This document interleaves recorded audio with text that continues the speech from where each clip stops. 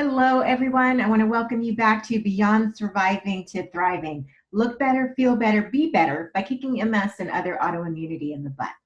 And today we're going to do something a little bit differently than we've been doing all along. Today we're going to look at things from a little bit of a different perspective. We have had so many amazing experts and people with so much experience in autoimmunity who have been coming and talking to us about different things that we can do to reduce or eliminate our symptoms, to start our body in the healing process so we can just feel better, so we can be better. And today we're going to turn things around a little bit, and we're going to talk to someone who has a family member with MS, who has to deal with MS, but is not the person who is diagnosed. So if you have a friend, a family member, loved one, husband, cousin, whatever the relationship is, that is having to deal with your autoimmunity, this is something for them. This is something for that perspective. And for you to understand what they're going through and how to deal with them so that you can have a better relationship and that everybody can get through living with this disease and do it better. So I want to welcome today Ausjia Perlow. She is our special guest for today. And just a little bit about her background. I know I normally let the guests tell you about their background, but today we're going to, like I said, do things a little bit differently. So Ausjia is a college student. She is 20 years old, getting ready to be 21. And in fact, she is in her senior year at university, getting her bachelor's degree. And pretty soon she's going to be going off to law school, and where she's going to be poised to change the world. But the big thing about Ausjia, who has been a person of service pretty much her entire life, from helping other students in school to be able to understand the materials that the teachers are covering, to volunteering her time at the Boys and Girls Club, to doing other things with nonprofits in the community, and to coordinating the efforts for a special program to me, and that is Fight for a Cure for Multiple Sclerosis. So Ausjia, welcome. Thank you so much for having me on. All right. And now there's one other special thing about you that brought you here today. And what is that? Is it that I'm your daughter? That might be it. Yes, yes. So yes, today I'm bringing to you my daughter, who was, on this journey with me from the time that I was diagnosed. And she's going to give us everything from her perspective of what it's like to live with somebody who has an autoimmune disease and how it impacts her. So how are you today? I'm doing very well, thank you. It's the first day of classes here at Cal. So it's a bit stressful, a bit hectic, but I'm doing well. Awesome, awesome. Okay, so let's just dive right on into the topic. So you were how old when I was diagnosed? I believe I was 16, a junior in high school. And so you were actually gone at the time that I was hospitalized, and you were gone for a color guard trip, and you came back from your competition, and I had to break the news to you that I had been in the hospital and I had been diagnosed with this incurable disease called multiple sclerosis. How did you feel at that point when you heard those words? I mean, at first I had no idea. I mean, I'd heard of multiple sclerosis, maybe a little bit, but I didn't really have a solid idea of what it was. And of course, this was a year of very unfortunate, very unfortunate competitions, with also having, the news broken to me that my dog passed away after one of my other color guard competitions. So at first I was kind of just confused, and I had to figure out, I don't know what it was first. And I'm the type where I want to seek this information on my own. So I kind of just got into a spiral of Googling everything and trying to find out as much as I could. And it was really just such a change. As you know, this was a couple of months after I'd gotten my driver's license. Didn't have that much practice behind the wheel. Was still a little bit, I was up at the steering wheel like this still at this point. And so it was such a change it was nice to finally have an answer to the health problems that you'd been having, but it was such an adjustment to go from just having you always supporting me in everything that I'm doing, and always being able to call you whenever I needed something, to having to switch to be like someone who's there for you as well, which of course I was in some capacity, but everything was different afterwards. So to go from, being toted to school by you to having to drive you on my own and make sure that you could get to work and get back from work, and kind of feeling this switch of roles a little bit.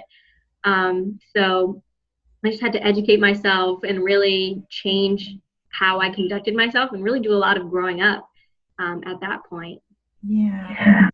And so you had a 7 o'clock in the morning color guard practice. Yeah.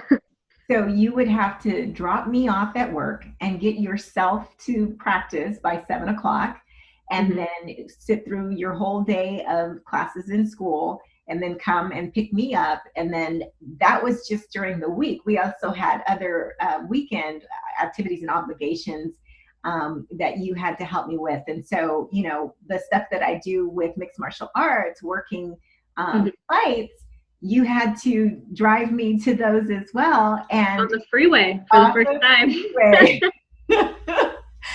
So all of a sudden you're getting all of these new experiences, and that doesn't even take into consideration the times when you were going with me to the doctor and all of the other things. Now, one question that I have for you was, I actually left the hospital early because I wanted to, I needed to come and get you, and I wanted to be there and not, as a single mom, not have you at the house by yourself when all of this stuff was going on. So how did you feel when you found out that I had left against medical advice to come and get you? So typical of you. You're like the second doctor in the room sometimes.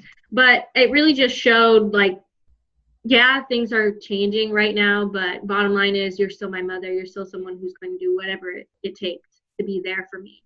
And I really appreciated that. I really appreciated going that extra mile to make sure that I was feeling supported when, you were the one who really needed the support at that time. So yeah, it was definitely just a bit of nostalgia on how you operate whenever you're in a medical situation.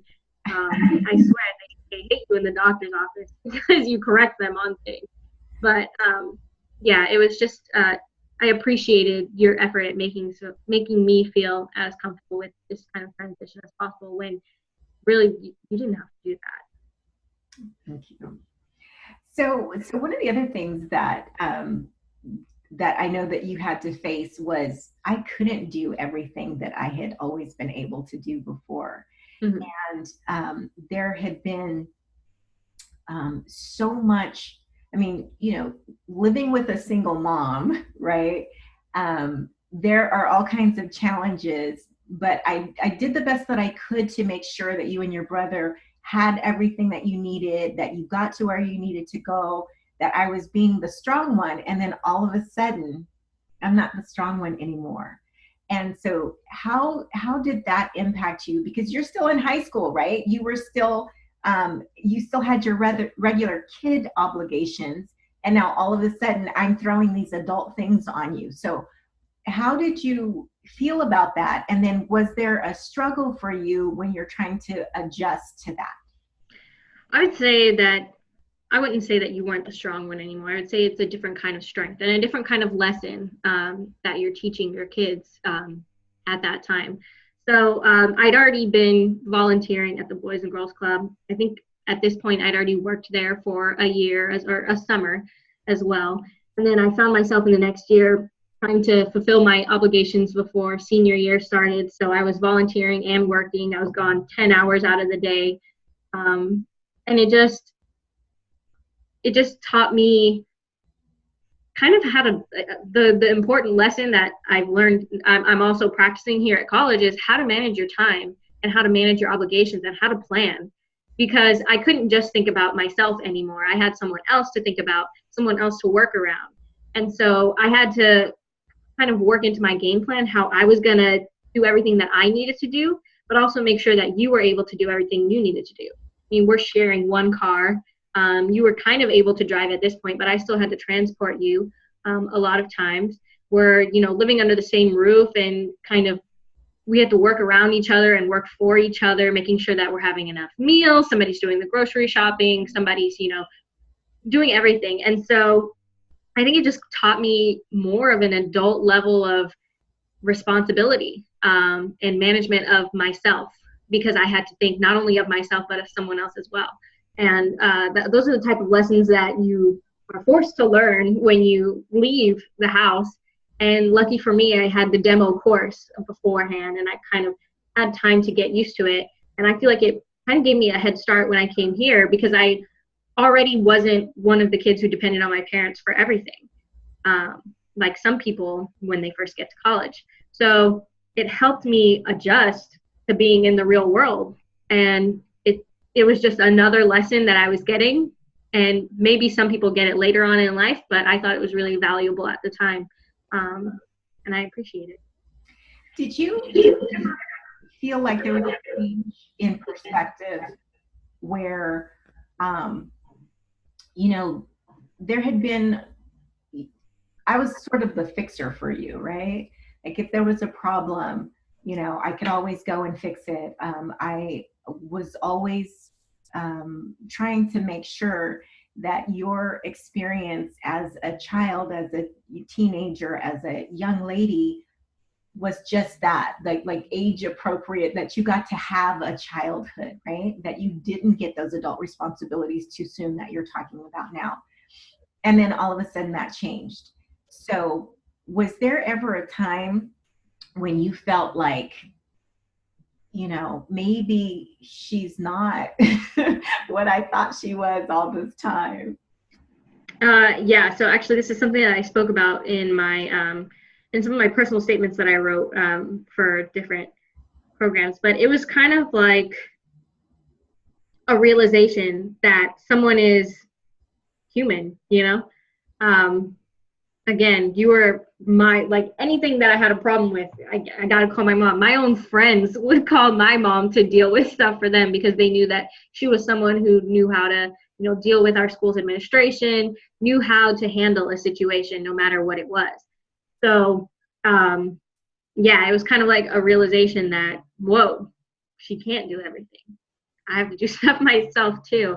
And that kind of led to me focusing on building like a strong community around myself.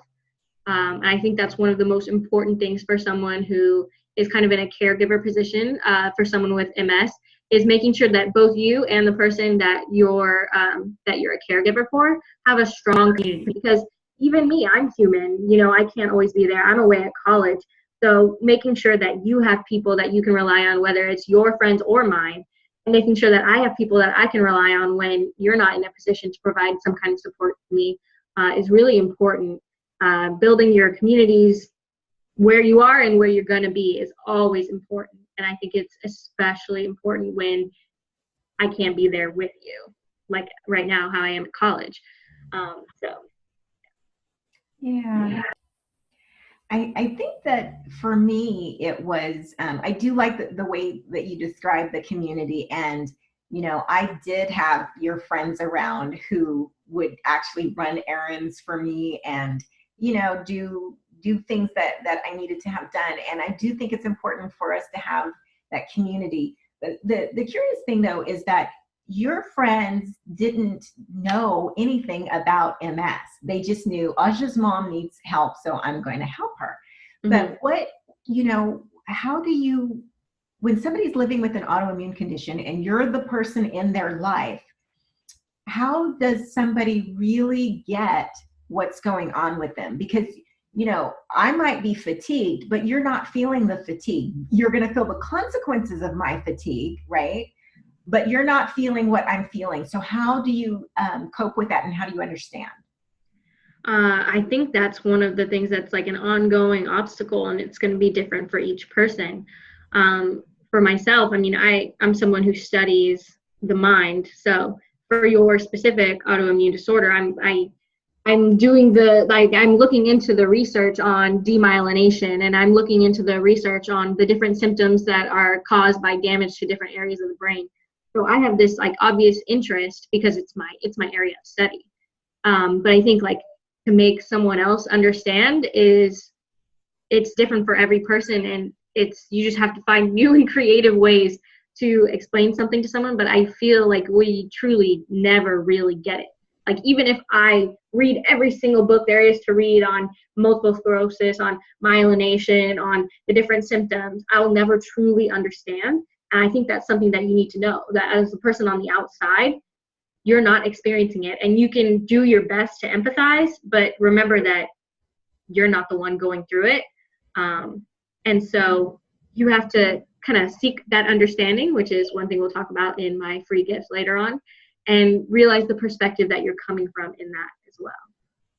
So do you feel like there was ever a time when you didn't have that understanding? Like, you know, maybe you wanted to go someplace or do something and I was too tired to go, or I was in pain and we couldn't do it.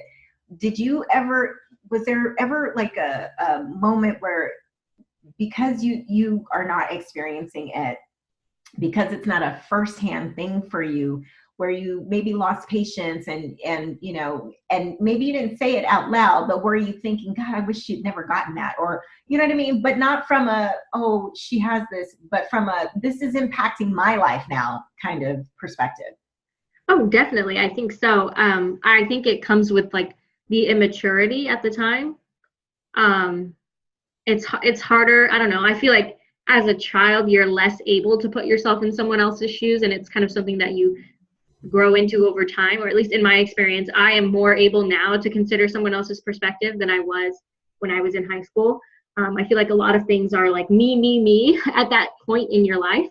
So I think it's something that comes with maturity. But you definitely, of course, you're going to get, I mean, yeah, you don't want to say it, but you're going to get frustrated about like limitations that are put onto you. And so I think it just came with a kind of like seeing firsthand how you were being affected, and also just maturity and growth and personal growth over time. It has to happen over time. You know, it's a process, both you dealing with it and coping with it, and also the people around you learning about it, dealing with it, and coping with it. And do you think that there's like a point that comes where your knowledge actually helped you to be able to sympathize or empathize a little bit better, to the point where, like, if somebody was coming up and saying, well, you know, your mom's moving too slow and I need her to hurry up because, you know, we have a deadline or something, right? They don't want to mess with me. So do you feel like, you know, you can be the shield, I guess, because of the things that you've learned, or is that something that is you're either there or you're not? I mean, is there a point where you get enough knowledge that you can make an actual decision, a proactive decision, that you're going to be the shield, or does that just you just kind of go with the flow as far as how you interact is concerned? I think as far as dealing with people on the outside who maybe don't have that level of understanding, it's part of it is like knowledge itself, but a lot of it is communication with the person who's actually experiencing symptoms, because everyone experiences an autoimmune condition differently. And so there's knowledge just by research, but then there's knowledge from communication and speaking with you and observing and seeing what's going on with you. And it might not always be the best idea, but I'm someone who happens to be defensive about such things. And so I think one approach that I've taken, and I guess it's kind of like a social guilt type of thing, where when someone says something like that, you kind of paint them a vivid image, like, oh, you want her to go faster? Okay, imagine you did everything that you did today with 2 3-pound sandbags over each of your shoulders. Like, try to paint an image of fatigue, of something weighing them down. And that kind of usually sets a person, you know, gives them pause. And just like calling, I don't know, I call people out. I think they should be called out when there's they're dealing with the situation in a way that's ignorant, and you can try to educate them in a, polite and descriptive way, or, sometimes you just have to set them straight and be stern, because some people don't. There's different ways to deal with people. Some people are more abrupt and rude about the way that they approach something. Again, try to handle it calmly, but in some cases, I just have to set you straight. This is not what we're doing right now. This is something that you don't understand, that you can't understand, so I need you to show patience. And a lot of times you're legally required to, so there's always that backup. I think one of the other things about it is that, a lot of autoimmune conditions are what we call invisible diseases, right? So somebody looking in on the outside is not going to see that the person with fibromyalgia, is moving a little bit slower because every inch of their body is in pain and inflamed, and they just can't do it. Or that maybe the person with lupus is stiff and just can't move the way that they used to. Or the person with chronic fatigue syndrome, which is, you can't see it, and no two people, even with the same condition, experience the condition the same. And so when you're dealing with somebody who's reacting to a person with an invisible disease, it makes it, I guess, more challenging to educate them, or to at least get them to the point where they grasp enough of it that they can react in an appropriate way. Mm-hmm. So when you have had to take the opportunity to educate people in that type of situation, what has been your approach, knowing that, again, it's invisible, they don't see it, I get but you look so good statement all the time, right? And so people who are suffering in silence, basically, and get that, are feeling like, just because you don't see it doesn't mean it isn't there. Mm-hmm. So what approach do you take? So I would say I have a default approach, and then I have a more reactive approach, of course, depending on, how someone approaches you with a question. But depending on how much grace I am giving that day, I really try to give people grace, because this is something that a lot of people don't know about. And so my first step is I like to try to put what is the scientific experience of something into terms that they would understand. So with MS, I use the wires with no rubber around them metaphor, and so I try to paint it as vividly as possible, as your brain is controlling the rest of your body, and it has all of these wires that are telling it what to do, and literally those wires don't have that important rubber coating around them, and the signal just gets lost somewhere. That's the way I try to explain it first, or it takes a really long time to get there. So imagine you tried to tell your arm to come up and it just wouldn't go. That's the way I try to do it, is taking what we know about the physical and biological origins of autoimmune diseases and putting them into terms that someone can understand and can really think about. That's usually something that just gets people to really start thinking. And that's my first go-to. That's the one that usually helps the most. I was talking to him who was an electrician, and I used the wires example, and I had explained to him about MS multiple times before that, and he just didn't get it. And then when I used his language, he was better able to understand and to relate a little bit better to what I was experiencing. Now, it really depends on the person. You kind of have to feel out based on maybe how well you know them, or whatever signals you're picking up, or whatever information you learn about them when you first have an interaction with them. But one way isn't going to work for everyone. You have to find different ways to relate it to different people. So it's like a constant process of learning new and different ways to communicate with people. And then you are a college student, and at the time a high school student. So how challenging was it for you knowing that you've got all this other stuff going on that's not your choice and it's not your internalization, how were you able to really just put enough focus on being able to still live your life, right?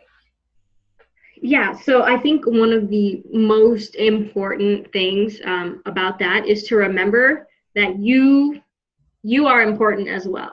You have these obligations to a family member or a friend or a partner, but remember that you are your own person as well, and that they can't always come first. And so, one of the best ways to make sure that you can support someone while you're able to still like prioritize yourself and make sure that you're doing what you need to do, for me, and I'm going to talk about this more when we talk about the poise method, but two of the most important things for that are open communication and expectations. So I need to make sure that I'm maintaining a dialogue with you about what you're experiencing, what's coming up in your life, and different things that you might need from me, not necessarily when you need them, but before you need them. So setting those expectations and setting your own like routine or plans with that in mind, not around it, because again, you matter too, but keeping those things in mind and you have to seek that information first and then take that into account when you're making all of these plans. So I know for myself that there may be times when I have like a bunch of stuff going on with the organization that I'm the president of. But I know that I might need to do something for you as well. And so I take that into account and I make sure that I'm prepared to provide my time and my energy to both you and the things that I need to do. And that comes with asking you what is going on. That comes with talking to you about your experiences. That comes with going to your appointments with you and talking to your doctor. So keep your expectations about what the person who has an autoimmune disorder in your life, what they are dealing with, what they might need from you, and what they are providing to you. Because of course, even if you're a caregiver for someone, it's a mutual experience. You're giving and taking in each of those interactions. So tempering your expectations and making sure you're planning around what you can. If you can predict it, plan for it. That way you're better able to deal with all of the things that you could predict.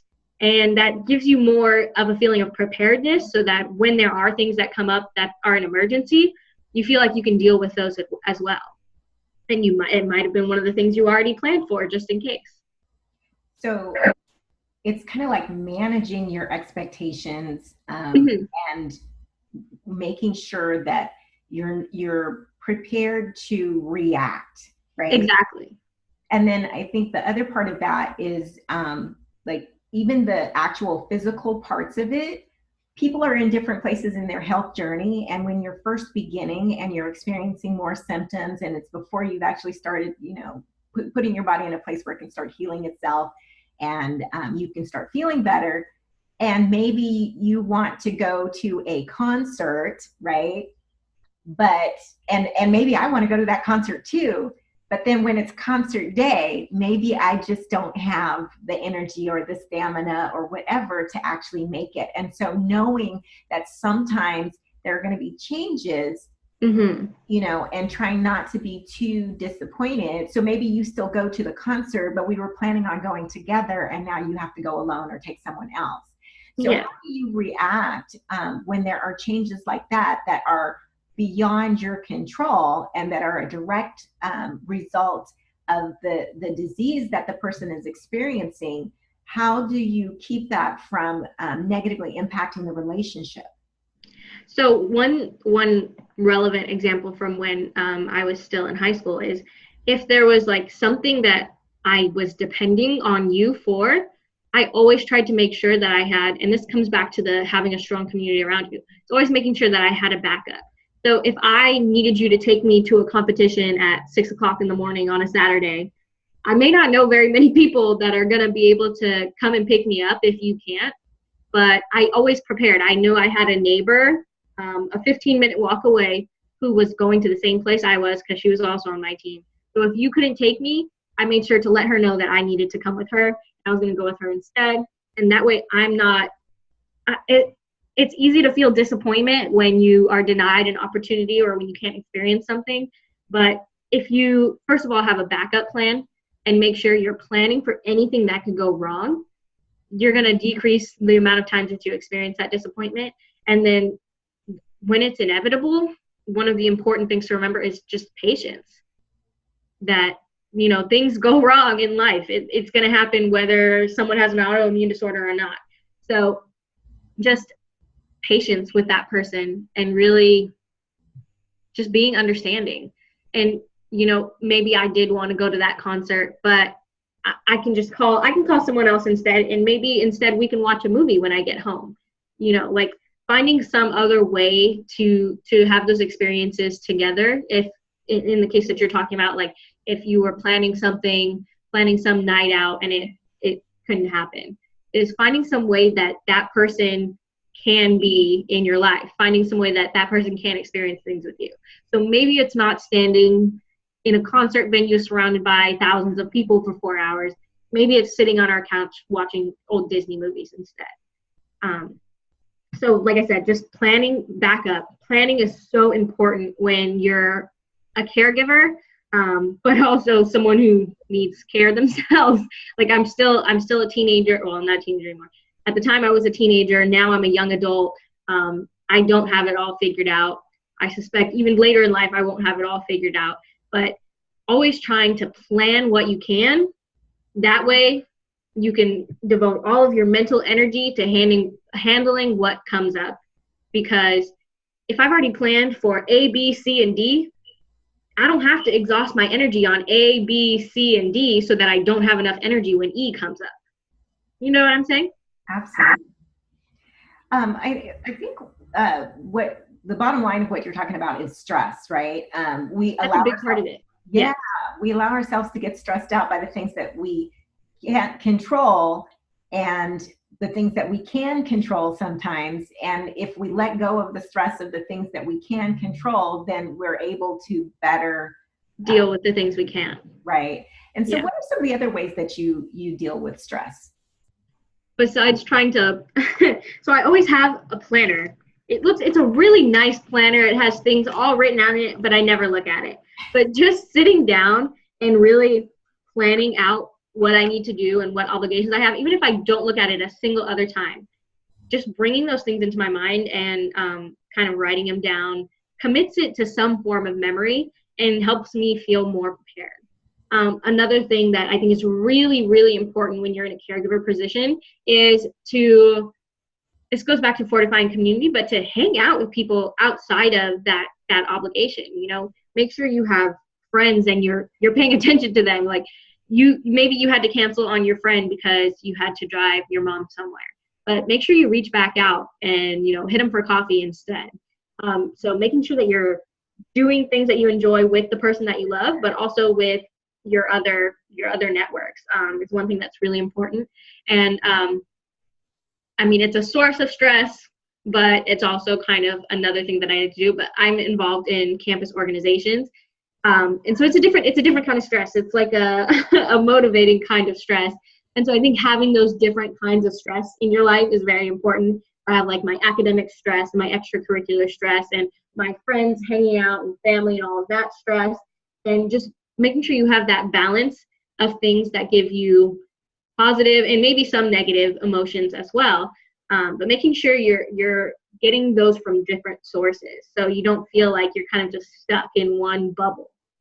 And then one thing, this is the, you know, pulling out the big guns, like sometimes when you just feel like you can't deal with it all and you're in the middle of class, you feel like you're about to cry, but you can't because, well, there are like 600 people around you. One thing that I've had recent success with, I guess it's called breathing from your diaphragm. I don't know. I'm still confused about which part of you is the diaphragm and how it inflates when you're breathing. But basically, the way that it was explained to me is you kind of are breathing with your stomach rather than your chest. And whenever I'm feeling like extremely high stress, like on the verge of tears, that's something that I've tried recently, is because you have to focus so much of your energy on doing that comfortably, because it's like you have to time it right where you're inflating your stomach and not pushing too much on your lungs. And so because it takes so much of my mental focus, it kind of takes me away from whatever was stressing me out and allows me to just step away for a second, breathe, take in the oxygen, make sure I'm timing with my diaphragm, all of my breaths and everything, and then come back to what you were stressing about. So that you kind of just pause, take a break, let the tears dry, gather yourself, and then get back to thinking about and dealing with whatever's stressing you out, not freaking out. So those are some of the ways that I deal with, balancing being a caregiver and a student at a high stress university. I think one of the other things that you like to do too is is just like a workout, a physical aspect to it, and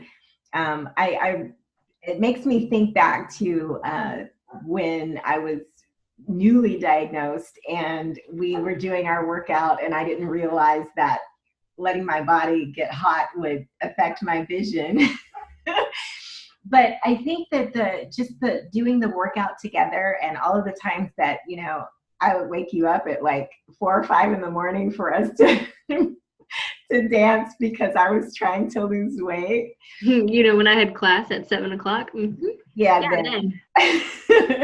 But it was making those connections and doing those things together because, it was physically beneficial for you and for me.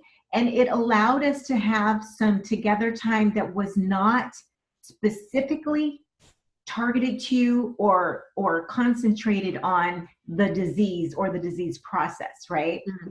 So I had already lost the majority of my weight by this time. I only had a few more pounds that I needed to get off. And we were doing that together, but you were already physically fit and I was mostly there. Yeah. Woo, look out. But so it was sort of a maintenance thing, but it was also an activity that we could do together to help one another be better, right? Mm-hmm. And it didn't have anything to do with the disease, although that first time it was like, having to cope with consequences of the disease that we weren't. Temporary blindness. Yeah, temporary blindness. That was, good times.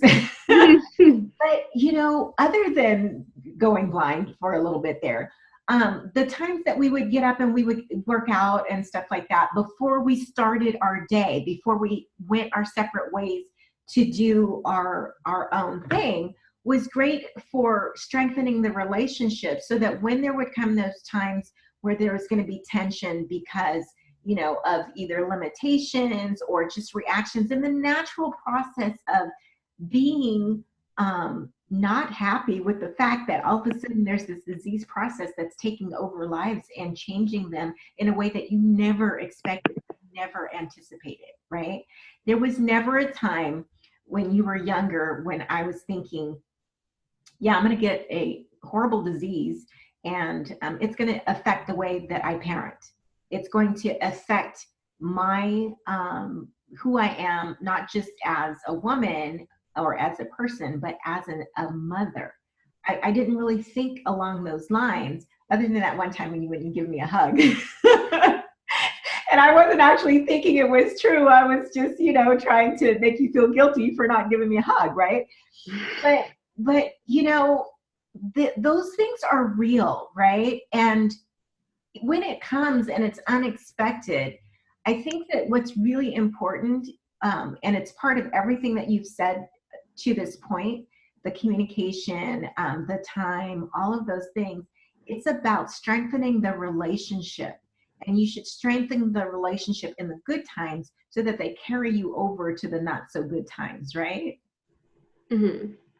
Yeah. And so did you ever feel like putting effort into the relationship building part, did you feel that was another tool in the tool chest, or did you just take it as, yeah, that's something that just happened? I feel like just specifically with our relationship, like a mother-daughter relationship, it's like single mother relationship. I feel like it kind of was already there. It kind of came naturally because, you're kind of like the person who your kids look up to, at the first step. At this point, we were already I mean, your son was out of the house and, working on his career. I was towards the end of my adolescence.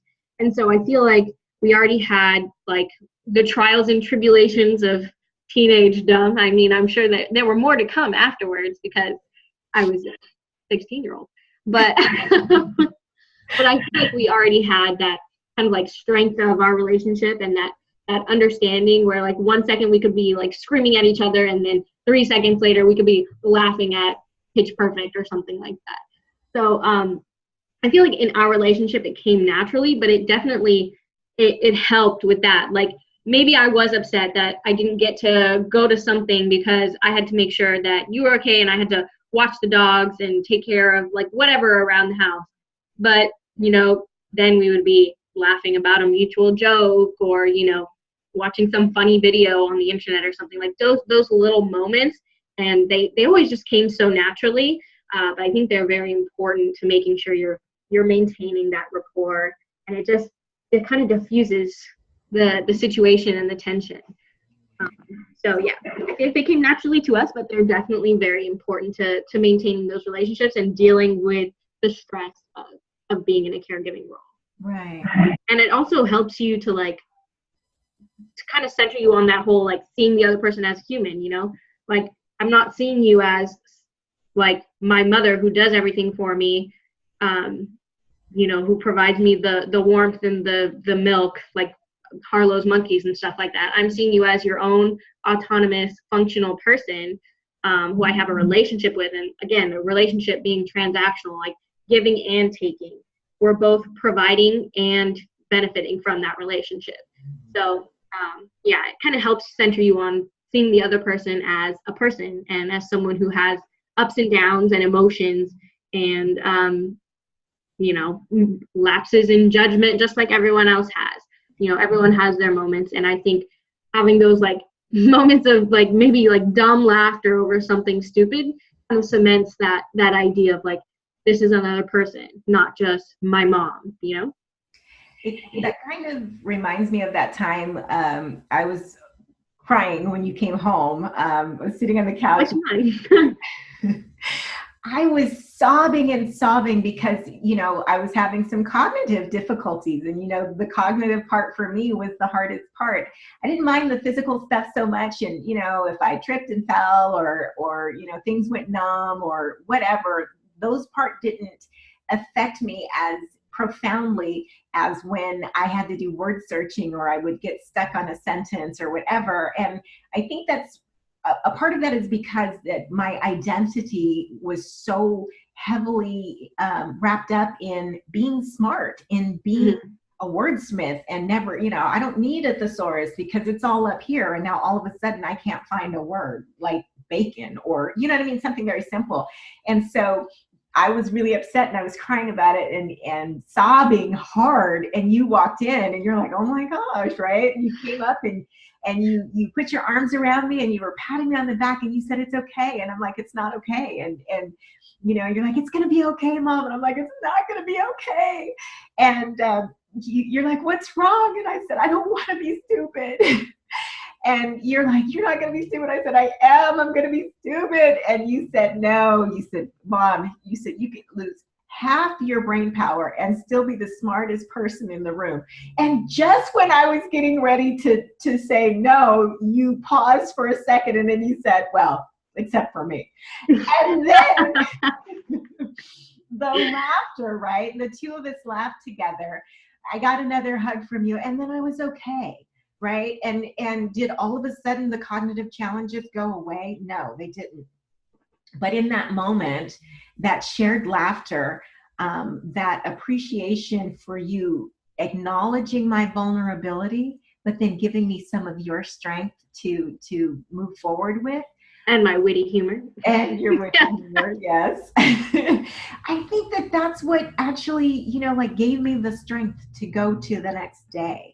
And I think that's what's the most important about the relationships that you have with people when you're living with an autoimmunity. And for you, in the opposite direction, when you are living with someone who has an autoimmune disease, there's going to be misunderstandings. There's going to be moments of weakness. There's, we have pity parties sometimes, right? I like to kid that, I'm too old now to party all night long like I used to when I was younger. So I have to keep my pity parties short now, but we still have them. And it's the relationship, right? Sometimes I'll call you, late at night because there's a challenge that I'm dealing with. And it's not that I want you to solve the challenge for me. I just want to make the connection that gives me enough of the peace so that I can solve the challenge for myself, or I can just let it go and not worry about it, right? So that realism that you get from the person who's there with you, I think is super important. And I think one important thing about that too is like still treating the person who's in your life dealing with an autoimmune disorder like you did before. Like, yeah, you'll call me within like a crisis at 12 o'clock or 1 o'clock in the morning, but I'm still calling you at 1 o'clock in the morning when I'm having a crisis too. And, I'm still depending on you for my support in the same way that I did before, maybe to a lesser extent, which maybe comes from me not living in the house anymore. But still, if I'm, it's 1 o'clock in the morning and my essay is due in an hour, or my essay is due at 7 o'clock and I have no idea what to write and I'm freaking out, I'm still going to call you because I know you might be tired, you might need to sleep, but you're still someone who's going to be there for me in that moment. I think that's very important too, is still knowing that you can rely on the people in your life who have autoimmune diseases. Absolutely. Okay, so tell us a little bit about the free gift that you have for us today. Of course. So my gift today is going to be about all of the things that come with being a caregiver and dealing with caregiver stress and just learning how you can best serve that role. And so it's going to be the POISE method, dealing with autoimmunity with POISE. And so it's going to be patience, open communication. Again, I talked about some of these ideas earlier. I matter too. And S, seek understanding. And our E is expectations. And I'm going to go into more depth about kind of the methods that I talked about earlier that I touched on already, some that I haven't gone into detail about as much, and just giving you this guide in how to deal with this new situation and how you can adapt yourself to help someone who in your life has an autoimmune disease, but also maintain your own sense of self and make sure that you're balancing your own obligations. Awesome. Thank you so much. I know that when it's your mom asking you to be part of her interview series, it's not always the most comfortable thing, especially when you have to get raw in front of people and just really talk about the emotional experiences and the things that have sort of shaped where we are as mother-daughter and friends now. But this is why the doctors kick you out of the room when they ask us if we've like had sex and stuff like that. No one wants to say it in front of their parents. We barely want to say it in front of our children. So, but yeah, I want to thank you for taking time from your especially first day of school to just spend time with us and share with us your perspective from the caregiver's perspective, from the person who has someone they love who's living with an autoimmune condition. So everybody, please make sure that you click on the link so that you can get her POISE method. And if you have any questions, just follow up. Her social media information will be on there too. You can connect with her. And if you need some extra tips on how to be the best caregiver as far as the relationship is concerned, and keeping your own identity while you're still part of that person's life. So thank you again. Thank you so much for having me. All right. And thank you everyone for showing up for Beyond Surviving to Thriving, and we will see you on the next episode.